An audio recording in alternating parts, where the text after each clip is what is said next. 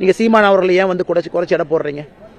அவர் இந்த தேர்தலில் போன லோக்சபா தேர்தலில் எனக்கு பிரைம் மினிஸ்டரே இல்லைன்னு கேம்பெயின் பண்றவர் 8% ஓட்டு வாங்கியிருக்காரு. நீங்க பாருங்க, லோக்சபா தேர்தலில் ஒரு கட்சி பிரைம் மினிஸ்டரே இல்லைன்னு கேம்பெயின் பண்ணவங்க 8% போட்டிருக்காங்க. ஸோ சீமான் அவர்கள் இந்த முறை எவ்வளவு சதவீத வாக்கு வாங்குவாங்க, வெற்றி பெறுவாங்க, அதெல்லாம் நீங்க பார்க்கணும். எனக்கு தெரியாதுங்கண்ணா.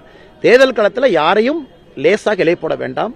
எங்க கூட்டணியை வலிமையா வச்சிருக்கோம், மக்கள்கிட்ட போறோம், நாங்க செய்யக்கூடிய நல்லதை சொல்றோம், வாக்குகள் எங்கள் பக்கம் வரும் என்று நம்புகின்றோம்.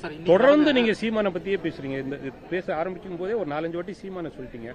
திமுக அதிமுக எல்லாமே ஒரு 70-75 ஆண்டுகளுக்கு மேல உள்ள ஒரு கட்சி. ஆனா சீமானை பத்தி நீங்க பேசும்போது அப்ப சீமான் ஒரு வலுவான கட்சியா வந்து தமிழ்நாட்டில் யாரையும் உதாசீனப்படுத்தக்கூடாது அப்படிங்கிறது என்னுடைய பாயிண்ட். மும்முனை போட்டின்னு அண்ணன் கேள்வி ஆரம்பிச்சிங்க. அதனாலதான் நான் 4வது முனை போட்டி இருக்கு. ஏன் சீமான் அண்ணனையும் நீங்க மறக்கிறீங்கக்கா தான் அந்த பாயிண்ட் நான் வச்சேன். எல்லோருமே தலைவர்கள், எல்லாருக்கிட்டையும் கட்சி இருக்கு, எல்லாருமே வாக்கு வாங்கி ப்ரூவ் பண்ணிருக்காங்க.